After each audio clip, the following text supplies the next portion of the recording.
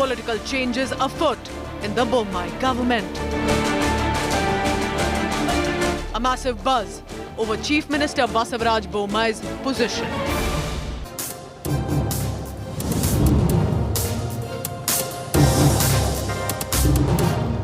Thanks for being with me, Shiv Aroor, here on 5 Live. The last time we spoke about the big political quake in Karnataka over whether Chief Minister Basavaraj Bommai's days are numbered as Chief Minister. That show went viral. It became the big talking point in political Karnataka. And today we're going to take it one step ahead and show you how things have gone beyond the realm of rumor and things are actually shaking in Bengaluru. The headlines first. BJP rejigs its 11-member crucial parliamentary board. Prime Minister Modi, Amit Shah, JP Nadda, Rajnath Singh and former Chief Minister of Karnataka B.S. Yadurappa newly inducted. Shivraj Singh Chauhan and Nitin Gadkari dropped from the panel. Major flashpoint over Veer Savarkar in Karnataka a day after Shivamogga violence showdown in Tumkur and Udupi. Shimoga BJP MLA Ishwarappa targets Muslim goons, says traitors removed Savarkar poster. Big boost to O Paneerselvam camp after Madras High Court restores AIADMK's status quo, stalling EPS takeover of party, orders fresh General Council meet. Home Ministry says no order to move Rohingyas into flats, says illegals will stay in detention camps. Government distances itself from Minister Hardeep Puri's tweet promising flats and amenities for stateless refugees. Total confusion in the government. Massive blaze at London Bridge Station. 10 fire engines and 75 fighters tackled the fire. Plumes of smoke engulfed one of London's busiest railway stations.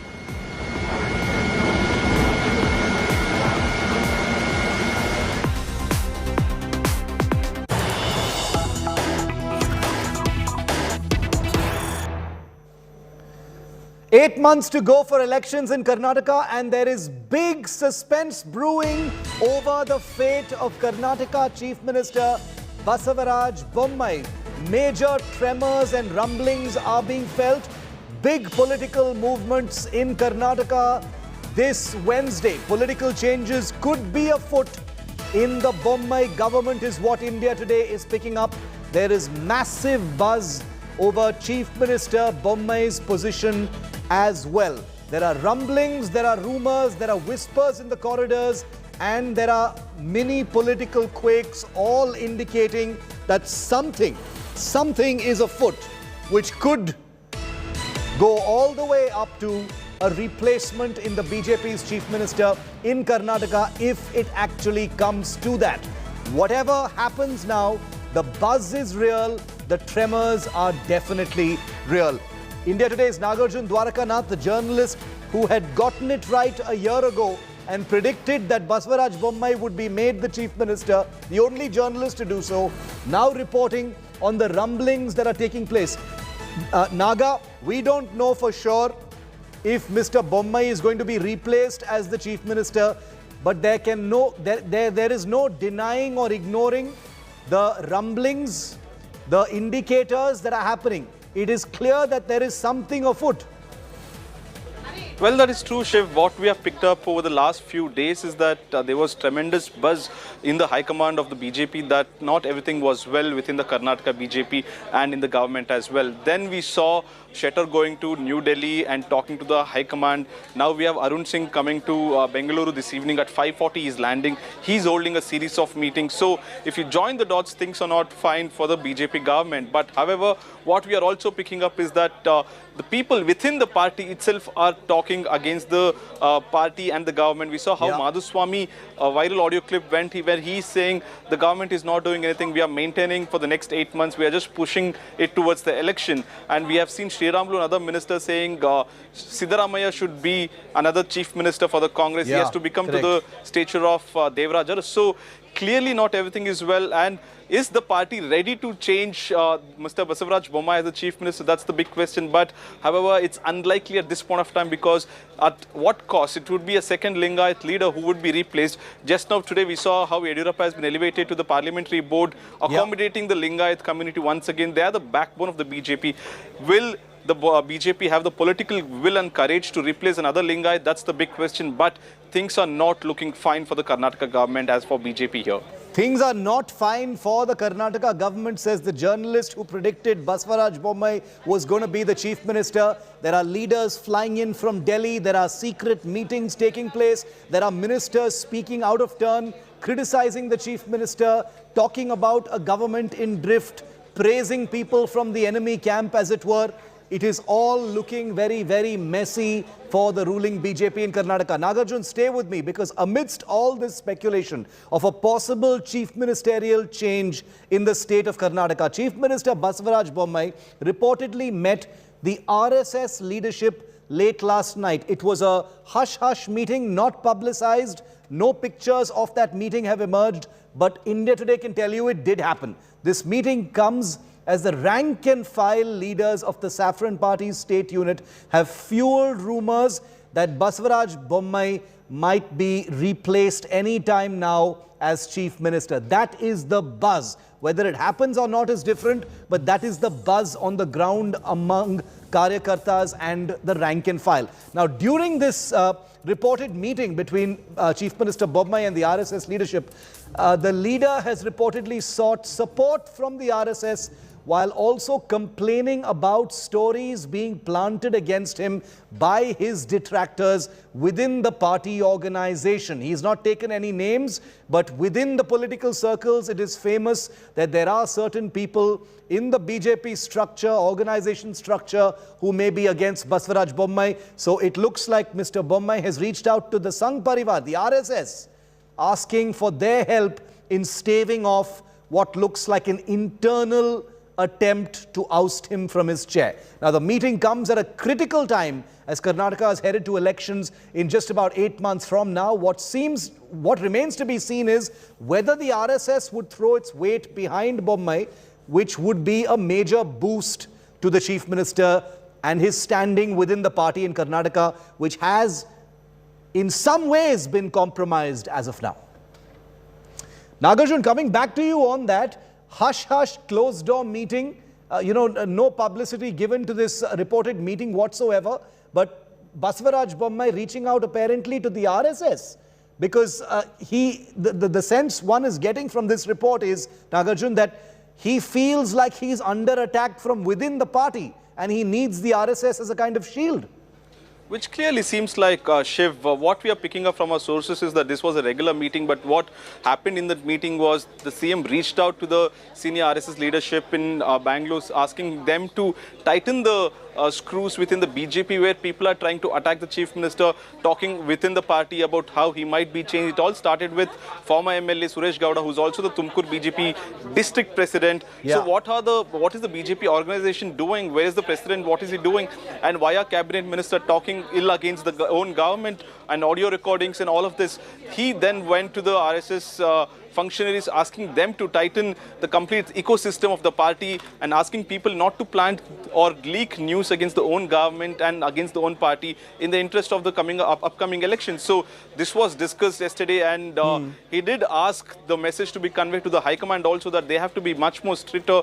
If party was in a good position, they would have to have fired Suresh Gowda, who said initially that the Chief Minister would be changed post the August 15th, and no action has been taken. Not even a show cause notice has been given to a sitting district president. So that's how bad the situation is in the state this time. And now the Sangh Parivar functionaries have been asked to tighten the ecosystem so that things can function better for the government as well as the party there. You know, the truth is, whether or not the BJP finds it politically prudent to replace Basavaraj Bommai just a few months before the elections is a separate matter altogether. The truth of the matter is there are problems, there are divisions, there are fissures, and things have become much more unstable than they were almost exactly a year ago when Basavaraj Bommai was appointed as successor to B.S. Yediyurappa. Now ahead, Naga, stay with me, ahead of the Karnataka Assembly polls next year, the race for the chief ministerial post has intensified across the board. Remember, not just in the BJP, but also in the Congress party. The BJP and the Congress leaders are vying for the chief ministerial tickets from their respective parties. Supporters of BJP leader Murugesh Nirani have put up posters, birthday posters at his Bagalkot residence in Karnataka, which read, "Next Chief Minister, happy 57th birthday." That's the poster that's come up in Bagalkot district, which is where Murugesh Nirani is from. He's also a Lingayat leader. Nirani had lobbied very, very hard to become Chief Minister after Yediyurappa vacated the seat last year. Now, the news comes just days after the buzz became explosive over Chief Minister Bommai being changed. Meanwhile, and here's something even more interesting, viewer. Meanwhile, BJP Transport Minister in Karnataka, Sri Ramulu, the man with the beard, he has backed Congress leader Siddaramaiah to be the next Chief Minister of Karnataka, or at least said that this is something that one can support. Recalling his past ties with the former Chief Minister Siddaramaiah, Sri Ramulu says he hoped and wanted Siddaramaiah to become another Devraj Ars, an ex-Karnataka Chief Minister who was re-elected several times. Sri Ramulu had contested elections against Siddaramaiah in Badami and lost with a small margin. Congress leader Siddaramaiah and DK Shivakumar, remember, have been caught in a very public tussle and a feud to become the chief ministerial face of the Congress party. That's a separate thread altogether.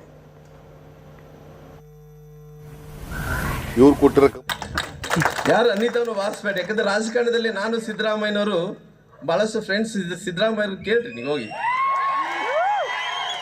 ಸಿದ್ದರಾಮಯ್ಯರು ಕೇಳ್ರಿ ಬಾದಾಮಿಯಲ್ಲಿ ಹೆಂಗೆ ಗೆದ್ದರು ಅಂತೇಳಿ. ಒಂದ್ಸರಿ ಸುಮ್ಮನೆ ಕಿವಿಯಲ್ಲಿ ಕೇಳ್ಬೇಕು, ಬಹಿರಂಗವಾಗಿ ಹೇಳಲ್ಲ ಅವರು. ಸಿದ್ದರಾಮಯ್ಯರನ್ನ ನೀವು ಕೇಳ್ರಿ ಹೆಂಗ್ ಗೆದ್ದಪ್ಪ ನೀನು ಬಾದಾಮಿಯಲ್ಲಿ ಅಂತೇಳಿ.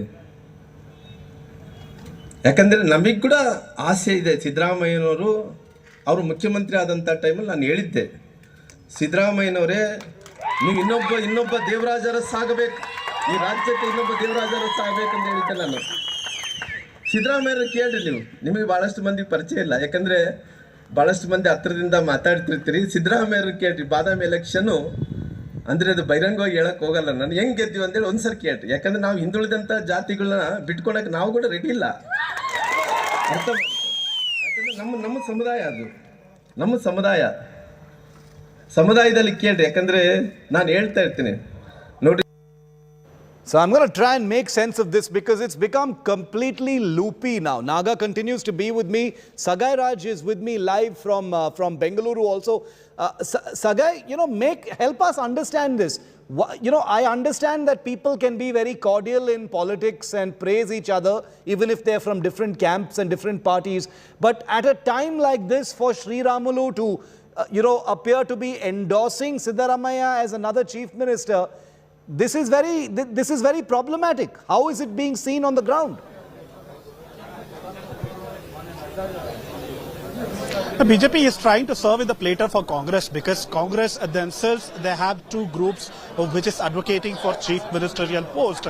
And now Sri Ramulu, who is also one of the popular leaders and now backing Siddaramaiah, shows that all is not well within a BJP party as well. Because while he was talking, he has not only proposed the name of Siddaramaiah as the next chief minister candidate, but also he went on to say that if you have to hire Siddaramaiah, definitely he will propose his name for the chief ministerial candidate. So everybody is in a loggerhead looking forward for the next chief ministerial candidate, because here in BJP they are looking for a potential candidate to be the next chief minister. In Congress, when it comes between Siddaramaiah and DK Shivakumar, there is a powerhouse which is also want to be the next chief minister candidate. But overall in Karnataka, when it comes to the politics of chief minister candidate, everybody want to be in the race and want to be the front runner for the post of CM. Very, very interesting. Naga, what are you making of this? Sri Ramulu has fought an election against Siddaramaiah. one can understand, these light-hearted political quips that come in during election season.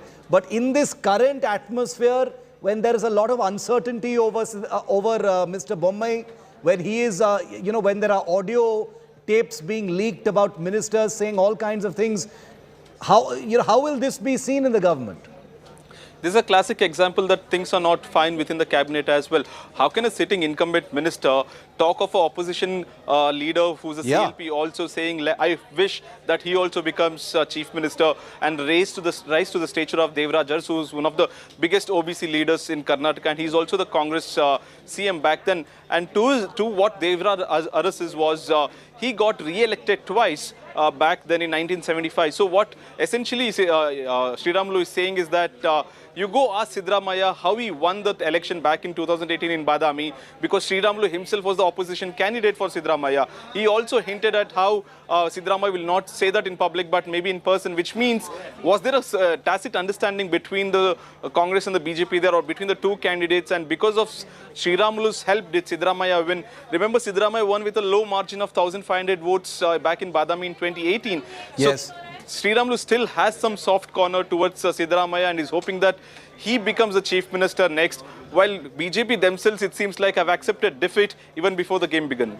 Well, whether it is the chief minister's chair alone or the larger election at hand, there's an even bigger development that has happened today, which India Today had reported first. Nagarjun, stay with me. The big shake-up in the BJP's central leadership was also announced today, with new names appearing on the prestigious parliamentary board. That's the apex body that takes decisions on upcoming elections. BJP President JP Nadda announced the new parliamentary board today, as well as the Central Election Committee, while big guns like Union Minister Nitin Gadkari and Madhya Pradesh Chief Minister Shivraj Singh Chauhan have been dropped. The most interesting and expected change is the addition of former Karnataka Chief Minister B.S. Yediyurappa, the man who was the current incumbent Chief Minister Basavaraj Bommai's predecessor. The decision to put B.S. Yediyurappa in the BJP Central Parliamentary Board comes at a time when Karnataka is headed to elections in just over 8 months from now. So therefore, it's understandable. It's being looked at as a bid to satisfy a disgruntled Yediyurappa who had to make way for Bommai a year ago and only halfway through his actual term. This effectively means that Yediyurappa will have the upper hand in ticket distribution in the upcoming assembly elections in Karnataka. The induction of Yediyurappa in the BJP poll panel also means that his Lingayat vote bank purportedly remains intact. So therefore, it is also placating B.S. Yediyurappa after last year. It also ensures that Yediyurappa will remain active in the 2023 Karnataka campaign, and it signals Yediyurappa's return to the Karnataka center stage. After he made way for Bommai last year, he was in some ways in the political wilderness. So this inclusion of Yediyurappa into the parliamentary board, very, very prestigious, in the Central Election Committee, basically it ticks a lot of boxes. It brings him back into the fold, as it were, and ensures that his Lingayat vote bank remains intact. Now, Yediyurappa spoke after being inducted into the two crucial BJP central panels. He said, and I quote, "I have to bring the BJP back to power." Breaking news now. "I have to bring the BJP back to power. Prime Minister has told me to take care of South India as well. I am happy I have been selected to the parliamentary board. I accept this wholeheartedly," says B.S. Yediyurappa, just an hour after the big announcement has been made.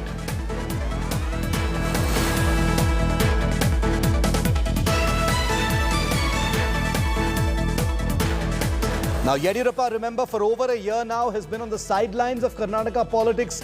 This thrusts him back in many ways into the driver's seat for the upcoming election, because the cards are all in his hand now, or rather should I say, the ticket distribution powers will be in his hand.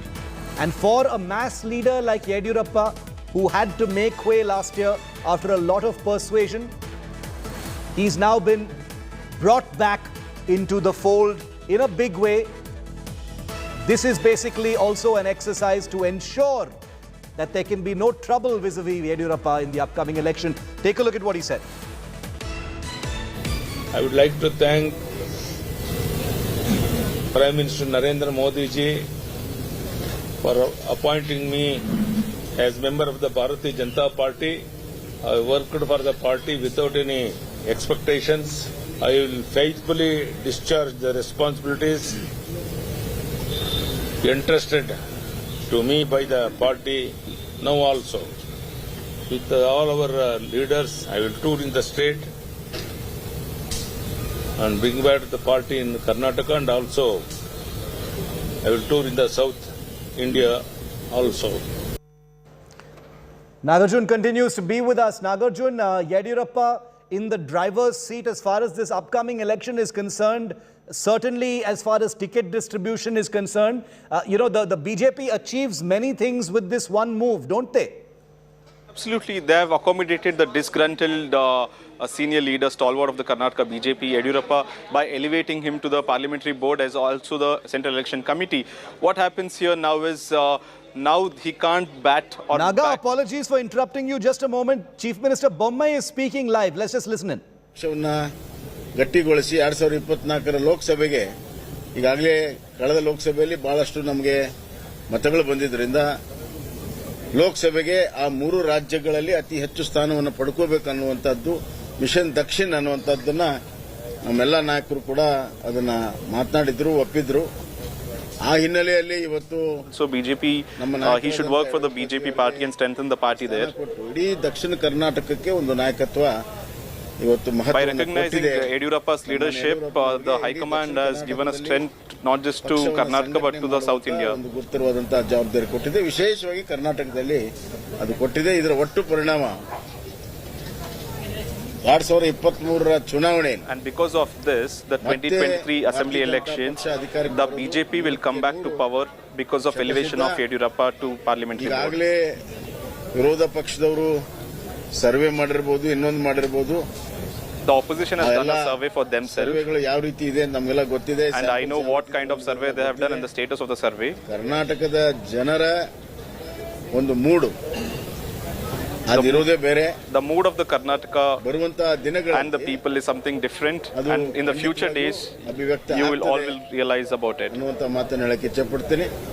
ನನ್ನ ಒಂದು ಸರ್ಕಾರಕ್ಕೆ, ಸಚಿವ ಸಂಪುಟಕ್ಕೆ, ನಮ್ಮ ಶಾಸಕರಿಗೆ ಇವತ್ತು ಸನ್ಮಾನ್ಯ ಯಡಿಯೂರಪ್ಪನವರ ಈ ಸ್ಥಾನದ ಬಲದಿಂದ my government, my cabinet and my MLAs have got tremendous strength because of Yediyurappa's elevation. ನಾವು ಎಲ್ಲರೂ ಸೇರಿ ಏಕಾಗ್ರತವಾಗಿ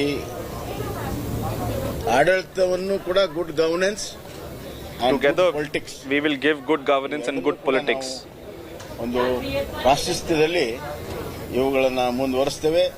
ಸಮಗ್ರ ಕರ್ನಾಟಕದ ಅಭಿವೃದ್ಧಿಯ ಅಜೆಂಡಾವನ್ನು ಇಟ್ಟುಕೊಂಡು ಜನರ ವಿಶ್ವಾಸವನ್ನು ಗಳಿಸ್ತೇವೆ ಅಂತ will be ಸಂಪೂರ್ಣವಾದಂತ the agenda for BJP here.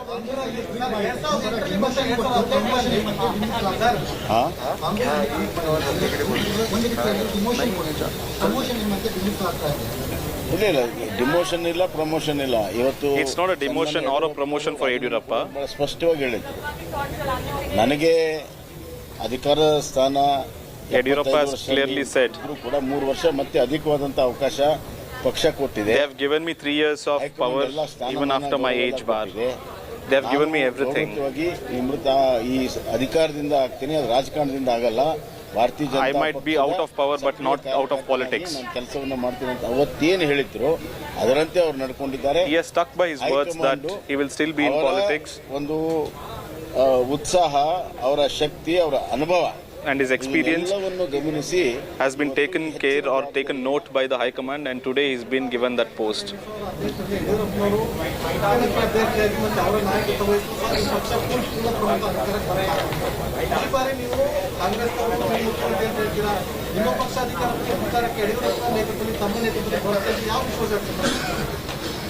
ನೋಡ್ರಿ, ರಾಜಕಾರಣ ನಿಂತು ನೀರಲ್ಲ. 2008 ರಾಜಕಾರಣ ಬೇರೆ, 2018 ರಾಜಕಾರಣ ಬೇರೆ. 2008 politics and 2018 politics is completely different. ದೇಶದಲ್ಲಿ ಬದಲಾವಣೆ ಆಗಿದೆ. ಕಾಂಗ್ರೆಸ್ನ tremendous change in the politics in last 10 to 12 years. ಕರ್ನಾಟಕದಲ್ಲೂ ಕಡಿಮೆ ಆಗಿದೆ, ದೇಶದಲ್ಲೂ ಕೂಡ ಕಡಿಮೆ ಆಗಿದೆ. Congress ಅಬ್ಬರದ ಮಾತುಗಳಿಂದ stature ಮತಗಳು ಬರಲ್ಲ. has reduced in ಪ್ರಚಾರದಿಂದ across ಮತಗಳು India ಬರಲ್ಲ. and in Karnataka. ಮೊನ್ನೆ ಜೆ.ಟಿ. ದೇವೇಗೌಡರು ಬಹಳ ಚೆನ್ನಾಗಿ ಹೇಳಿದ್ದಾರೆ. ಬಹಳ ದೊಡ್ಡ ಅಬ್ಬರದ ಕೌರವ ಪಾತ್ರವನ್ನು ಆಡಿದರೆ ಜನ ಯಾರು ಒಪ್ಕೊಳ್ಳೋದಿಲ್ಲ. ಆದ್ರಿಂದ ಆ ಭ್ರಮೆಯಲ್ಲಿ ಅವರಿದ್ದಾರೆ.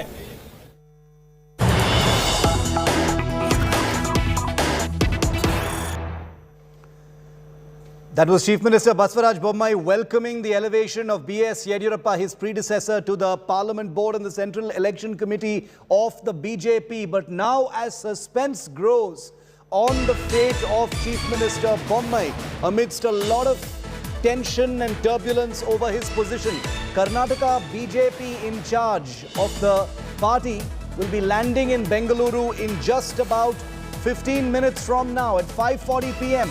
Arun Singh is expected to land in Karnataka. The precise agenda of Arun Singh, who is the BJP's Karnataka in charge in Bengaluru, is not yet known, but the current turbulence and tensions within the BJP in Karnataka, as well as the Bommai government, the tremors and rumblings over Chief Minister Bommai's position are all expected to be reasons why Arun Singh, senior leader of the BJP and in charge of Karnataka, has dashed to the state to take stock of the current situation. Nagarjun, why is Arun Singh landing there? I mean, it can easily be described as a routine visit. After all, elections are coming up. But given the whisper campaign, the many things being said, ministers speaking out of turn, leaders having their posters put up saying, they are going to be the next chief minister, all of this has obviously troubled the high command. And that's why Arun Singh is landing there. Well, precisely that's exactly the reason why the in charge is coming. Like you said, it might be termed as a routine visit where general secretaries come to the state 6 months, 7 months before, very regularly before the election. But what has happened in the last 15 days and run up to this day is that there have been many setbacks for the BJP, starting from Madhuswamy's law minister's audio leak, Sriramlu saying that Siddaramaiah should become the chief minister once again, and former MLA saying the chief minister will be changed. Everything is not fine for the BJP, and in charge general secretary is the immediate go-to person, immediate boss for the state party there. And also the tenure of the BJP state president gets over on August 20th, which is just a couple of days from now on.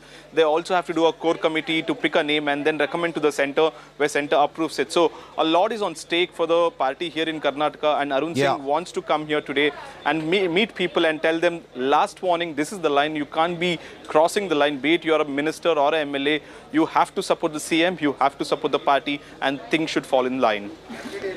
Nagas, continue to stay with me. We've got even more breaking news coming in now. The hectic political activity in Karnataka is non-stop right now. Nobody can deny that something is afoot. The Karnataka BJP is called for a key party meeting this Friday, day after tomorrow, to discuss strategy for the 2023 Assembly election and other organizational matters. Chief Minister Bommai, the BJP in charge of Karnataka, Arun Singh, State Party President Nalin Kumar Katil, and other senior party leaders will be part of this big high-level Karnataka BJP meeting on Friday. The issues discussed in the meeting include organizational matters, how to further strengthen the party, and how to face the upcoming elections politically. The Friday meeting will be attended by over 50 delegates, including cabinet ministers, the party's state core committee members, and senior leaders.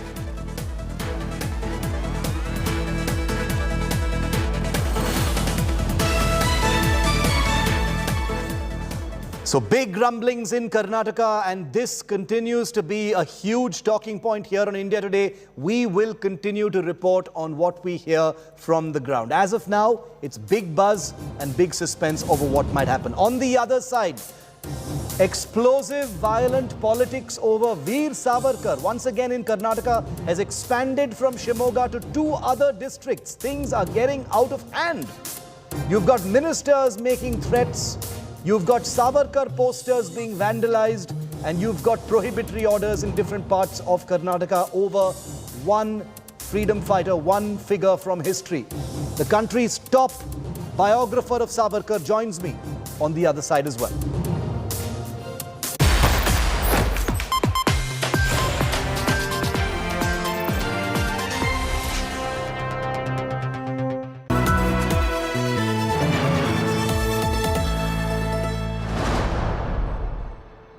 Will the falling rupee badly impact the Indian economy? Should India ban trade in cryptocurrencies? To know the answer of several such other questions, read the latest edition of India Today's exclusive Mood of the Nation poll. Subscribe to India Today magazine now.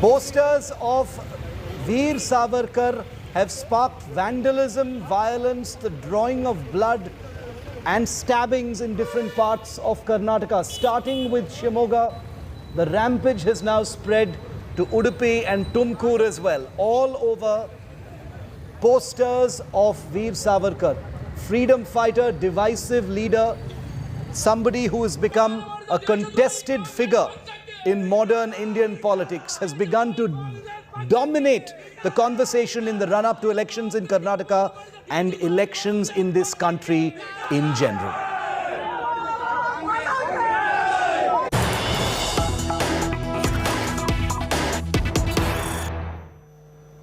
Well, 2 days after a man was stabbed in Karnataka's Shimoga district, leading to the arrest of 4 youth in the area, a flag march is currently being conducted by the police and rapid action force in Shimoga amidst Section 144 prohibitory orders imposed in the district. This was after a group of Tipu Sultan followers tried to remove banners of Vinayak Damodar Savarkar, that is Veer Savarkar, to install Tipu Sultan banners in the Amir Ahmed circle of the city on August the 15th.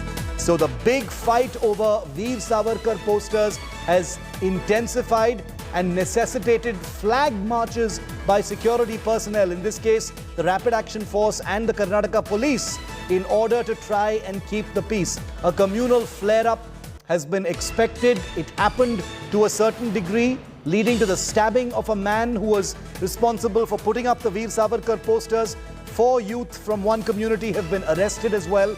The situation continues to be tense, with Section 144 banning unlawful assembly still in place in different parts of the district. The RAF and the police now conducting that flag march there. These are images from just a short while ago when this took place.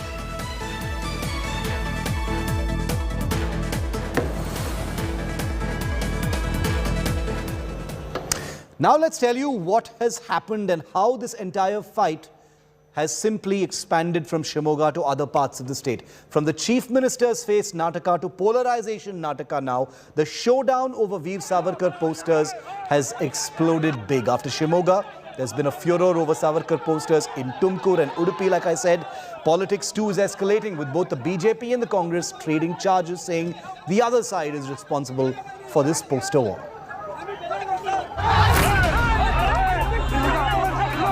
Communal clashes in Shivamoga. Posters torn in Tumakuru. Security beefed up in Udupi. The Savarkar fire is raging on in Karnataka, and the fuel to this fire is being added by politicians. Amid the war of words over Savarkar's legacy, several districts in Karnataka are on edge.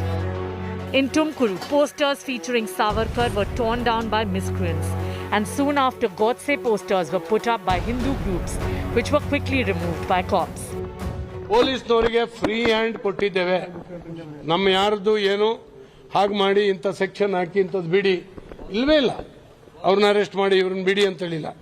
ಯಾರು ಅಪರಾಧ ಮಾಡಿದ್ದಾರೆ ಅವ್ರನ್ನ ಬಂಧಿಸಲೇಬೇಕು, ಅವ್ರಿಗೆ ಕ್ಷಮೆ ಇಲ್ಲ. ಯಾರು ನಿರಾಧಾರವಾಗಿ ಅನಾವಶ್ಯಕವಾಗಿ ಅಮಾಯಕರನ್ನ ಕರ್ಕೊಂಡು ಬರೋ ಅವಶ್ಯಕತೆ ಇಲ್ಲ. In Udupi, this massive security deployment is for a poster. After Congress threatened they would protest over Savarkar's flexes in Udupi, BJP workers were seen garlanding posters of the freedom fighter.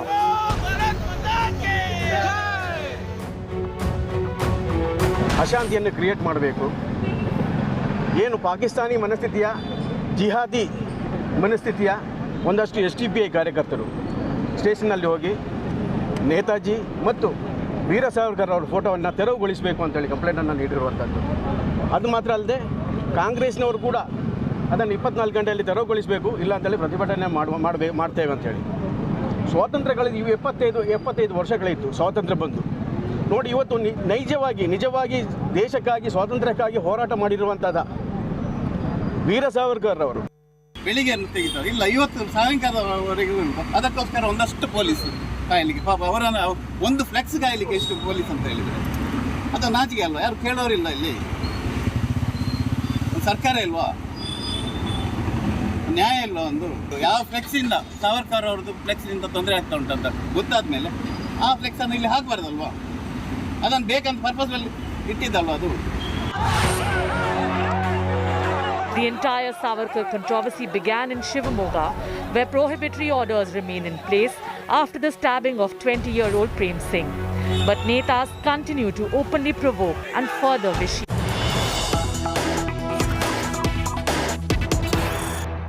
Dr. Sampath, good to have you. Welcome and thank you for your time. I'd like to start right off, with the immediate developments over Veer Savarkar. Because, Dr. Sampath, we've seen Veer Savarkar become a recurring theme in the political debate, the political conversation, and now also in the street fighting that's taking place in Karnataka. What are you making of this? This fresh flare-up started in Shimoga with the erection of a Veer Savarkar poster in an area, after which 4 people have been arrested. 1 person was stabbed. What did you think of that? Shiv, I think this is extremely unfortunate, and that too at a time when we are celebrating 75 years of our freedom, that someone who was in the forefront of our freedom struggle, Savarkar, he is being dragged in, as you rightly said, petty street politics, considering, of course, that the state is going to elections in a couple of months from now. So I see this as a fallout of that, which is extremely unfortunate, both for the people who have been injured in this clash and also to the legacy of Savarkar. Here was a man who formed India's first organized secret society, the Mitra Mela, which later became the Abhinav Bharat. He is a man who actually, led the first ever boycott of foreign clothes in India, by burning the foreign clothes in Pune in 1905, decades before even, Gandhiji came to India. Someone who gave a new history to India in the form of the 1857 uprising, which was hitherto called the Sepoy Mutiny. He, wrote a magnum opus called The First War of Indian Independence and elevated it to that status. Someone who was all the time kind of an inspiration for revolutionaries, be it Bhagat Singh, be it Sukhdev and Rajguru, be it Rash Bihari Bose, or even Netaji Subhash Chandra Bose till the very end. His book was, and he were inspirations for revolutionaries. To drag someone like him into this kind of political slugfest and street fights, I think it's extremely unfortunate, and we're doing great disservice to the sacrifices that someone like him has done. He was a man who got the highest, imprisonment of 2 transportations for life in the dreaded Kala Pani in cellular jail, amounting to 25 plus 25, 50 long years, and 14 years of which he actually spent the worst of inhuman conditions in the Andamans. So the least we can do is show some amount of gratitude and reverence to people like this who have sacrificed so much for the cause of our freedom. Instead, we are resorting to this kind of nonsense in the wake of politics. You know, the Prime Minister, Dr. Sampath, mentioned Veer Savarkar in his August 15th speech from the Red Fort as well. I'm sure you heard that. Yes.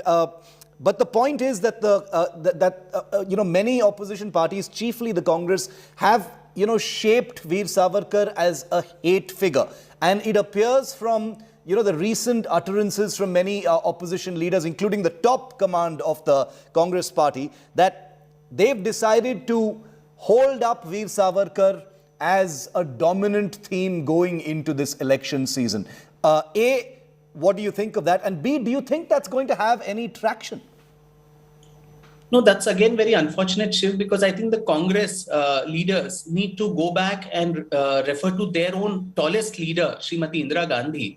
When Savarkar died in 1966, she as the Prime Minister had put out a very eulogizing message saying, his role in the annals of the freedom struggle is a very unique one, and that he's the very byword for patriotism, daringness and courage and so on. She got a stamp issued in his honor.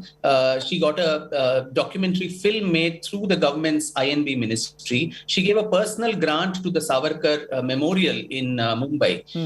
So the Congress needs to then answer as to why, one of their tallest leaders, did she not know what all they are claiming that Savarkar is today, that he was a coward, he was a traitor, he was a British stooge, he was a conspirator in Gandhiji's murder.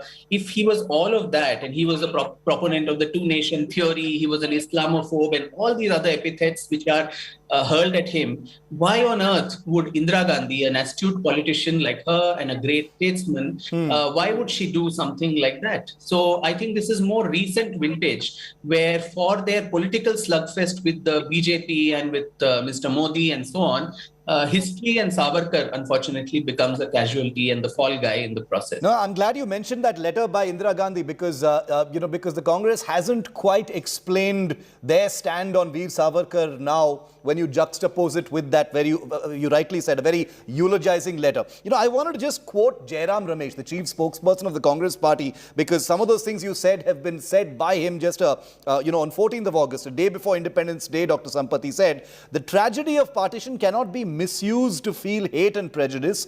The truth is Savarkar originated the two-nation theory and Jinnah perfected it. Sardar Patel wrote, I felt that if we did not accept partition, India would be split into many bits and would be completely ruined." So this suggestion now that it was not Jinnah but Savarkar who originated and pushed the two-nation theory, that appears to be the new weaponization of the Savarkar debate by the Congress.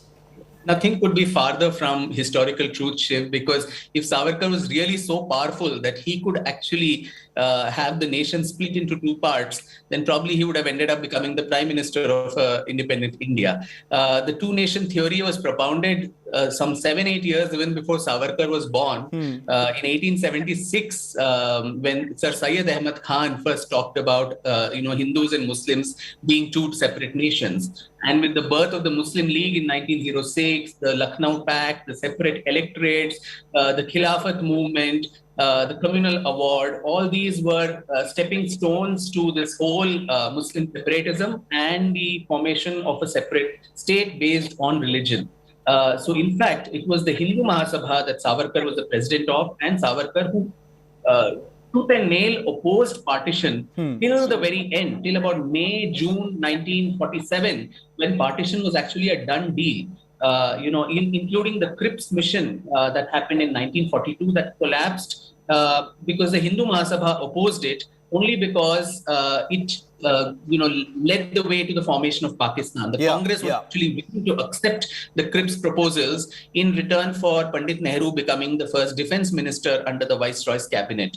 So I think when politicians enter historical waters, they make all kinds of allegations to suit current needs. But when we look at it from a cold, dispassionate, fact-based historical approach, the truth is far from what they actually claim. Are there enough cold, dispassionate facts to dispel this whole, suggestion that the Congress and critics of Savarkar put forward, Dr. Sampath, that Veer Savarkar, apologized to the British? There are many unkind things that are said about him, especially by the Congress, in a kind of ugly manner.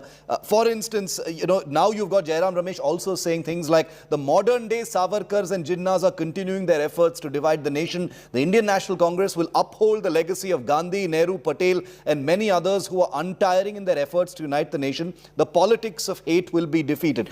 Are those cold facts that you're quoting not enough, to settle the argument once and for all over whether Savarkar was an apologist or not? Yeah. No, it's in the shrill political debate, Shiv. History and facts don't matter to people. Rhetoric always somehow wins. And despite any number of books one may write, any number of talks or interviews one may give, the same thing is bandied time and again. I've spoken innumerable times about this whole petition business. It was a very normal procedure with several political prisoners who were lodged in the Andamans. They were given this privilege of filing petitions time and again by the British. So it was not something that was exclusively given to Savarkar. Along with him, Sri Aurobindo's brother, Barin Ghosh, who was there, Ulakar Dutt, Sachindranath Sanyal, who later went on to form the HRA and who was the inspiration for Bhagat Singh, he filed a petition. Pandit Madan Mohan Malviya filed a petition on behalf of all those who were accused in the Kakori case, Ram Prasad Bismil, Ashfaqullah Khan and others. So this was a very normal thing that a lot of revolutionary and political prisoners did. And in my book, I've actually put all these petitions in toto for people to read. Nowhere does it suggest that it's an apology.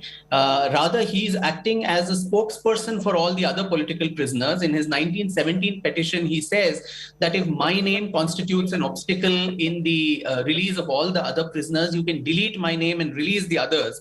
And that would give me as much pleasure as my own release would do. So very obviously, there were almost 100 odd political prisoners there, all young men in their late teens, early 20s, who did not know English, who did not know the law. And Savarkar and people like him who had English education, he was a barrister from London, he was acting as their spokesperson. And the British records themselves, Sir Reginald Craddock, a Home Department member who came to interview Savarkar in 1913, in his official document, he writes that I interviewed this man and he shows no remorse or regret for whatever he has done, his revolutionary past. So the British records are talking about it. His fellow revolutionaries, including Sanyal and others, have mentioned as to how, they also wrote petitions similar to those written by Savarkar on his advice, but they were released, but he and his elder brother were not released because the British considered them as a D category or a dangerous category criminal. And that if it would be let out, the Bombay presidency would again be up in revolutionary flame. And if Savarkar had actually sold his soul, Shiv, to the British, after he came out in 1924, the British would have co-opted him. Instead, he was kept in house arrest for another 13 years. What was supposed to be 5 years kept getting pushed to, 2 years extension. And he was kept in house arrest for 13 years in Ratnagiri. And all the documents, I've quoted them extensively in my 2 volumes of the intelligence reports, where the British say this man is not someone we can trust. And right till the time the British left in 1947, they maintained this steady suspicion about Savarkar and his double dealing, especially with the, during the World War and so on. And also the underground revolutionary movement. So if someone had sold out to the British, he would have been co-opted into the government. He would have been made maybe the Prime Minister of Bombay State or whatever. But the very fact that he was a persona non grata for the British till the very end shows that, they did not trust him. And the reason they did not trust him is he and his elder brother Baba Rao continued to maintain these underground relations with the revolutionary movement, whether it was Durga Bhabhi, whether it was Prithvi Singh Azad, whether it was Chandrasekhar Azad, whether it was Bhagat Singh, Sukhdev, Rajguru, Gopte, several others of that time, who and later Rash Bihari Bose and Netaji Subhash Chandra Bose. This connection was constant and continuous, and therefore the British looked at them with suspicion. But today, for us to come up and sitting in our air-conditioned rooms without understanding these nuances of history, to call someone as an apologist and so on, I think it does a huge disservice to their legacy and also to their sacrifice. I know, Dr. Sampath, that you've come under attack, especially on social media and elsewhere, for your books on Savarkar, your views on Savarkar, and you've spoken extensively about them, including here on India Today. Why, in your view, is there so much discomfort over, soberly told facts? It's not like you are screeching from the rooftops. You've written two volumes that are best-selling books. I've read one of them. I will be reading the other. They're told pretty factually. There's no sentimentalism about the books. Why do you think there's so much discomfort with that view of the setting front of those facts about Savarkar? Yes, Shiv, I think Savarkar was one individual who in the entire history of the freedom struggle was a constant polar opposite of the mainstream narrative of the non-violent struggle of Mahatma Gandhi, of the Congress, of Pandit Nehru and others. So especially post-independence, to kind of make, demonize him. One is he was fixed in this whole Gandhi murder case, and he was actually honorably acquitted from the court because there was no evidence against him. So all of this had to be done to dishonor him, to make him a persona non grata in independent India, and to relegate him to the dustbins of history. And anybody who had any long association with him also paid the price.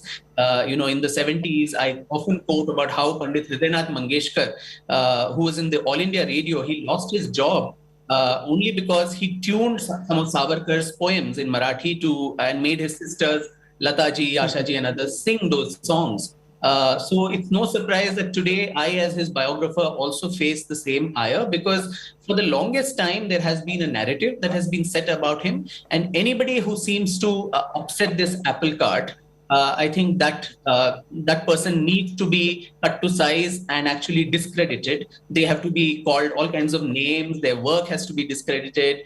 And I probably braced myself for this attack because, as history shows, if Pandit Hridainath Mangeshkar can be targeted, I am nobody in comparison.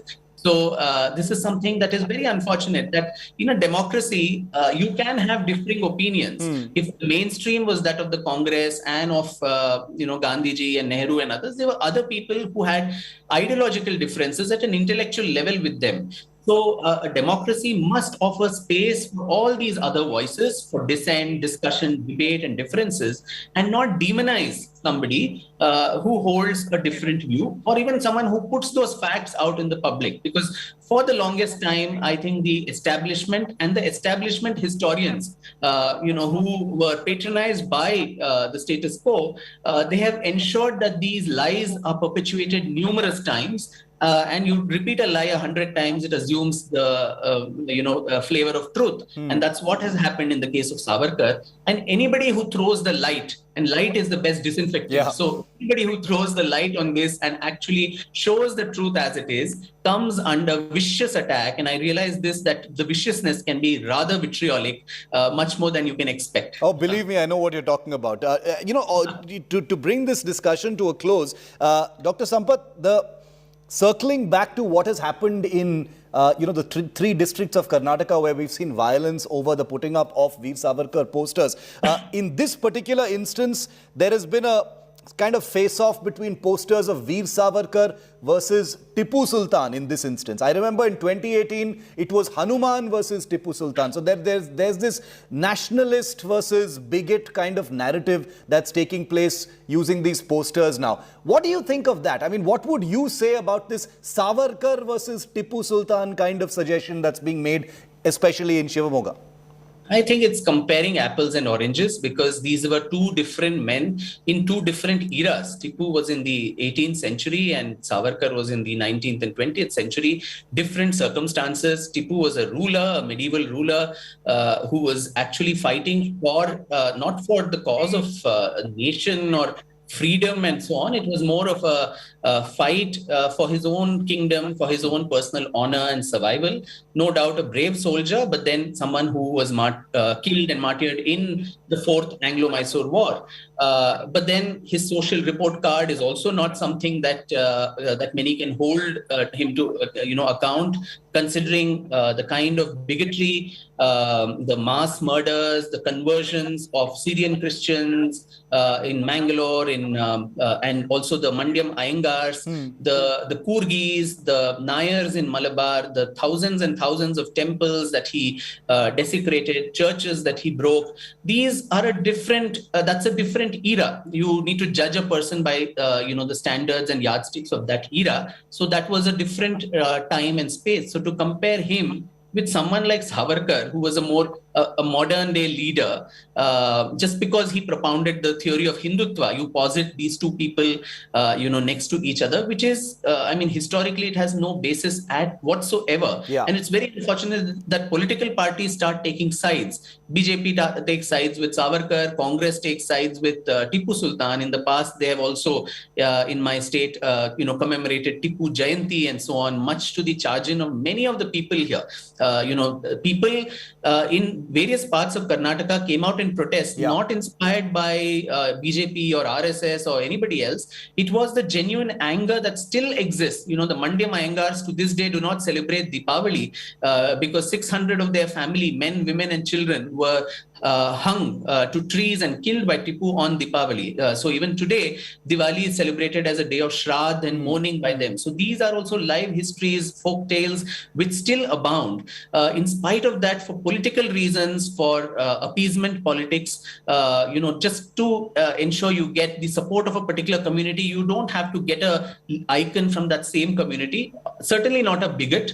The same Karnataka also has a Santa Shishunal Sharifa, who's a saint who could be used as an icon for any community. Tipu is probably the Aurangzeb of the South, and he need not be posited as a leader for any community just to get their support or votes. So what we are seeing in Karnataka, I think, is an ugly, misuse of history for contemporary political purposes and for electoral gains. And that is extremely unfortunate. We are doing disservice to the legacies of, I think, both Tipu Sultan as well as Veer Savarkar. Misuse of history for contemporary political gains couldn't possibly have described what's happening better. Figures from history continuing to divide us and dominating the political conversation. And as another cycle of elections, looms in front of us in Karnataka and Gujarat, and then the big election in 2024, I think we're going to see much more of Tipu, Savarkar and many of the others. Dr. Vikram Sampath, always a pleasure. Thank you very much for being with us here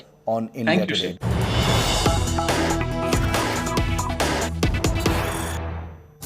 And the big India Today news break on Wednesday coming up on 6 p.m. Prime with Pooja Shali. Trouble mounts for actor Jacqueline Fernandez. She's been named and accused by the Enforcement Directorate in the infamous Bollywood con scandal concerning Sukesh Chandrasekhar. All details with Pooja next.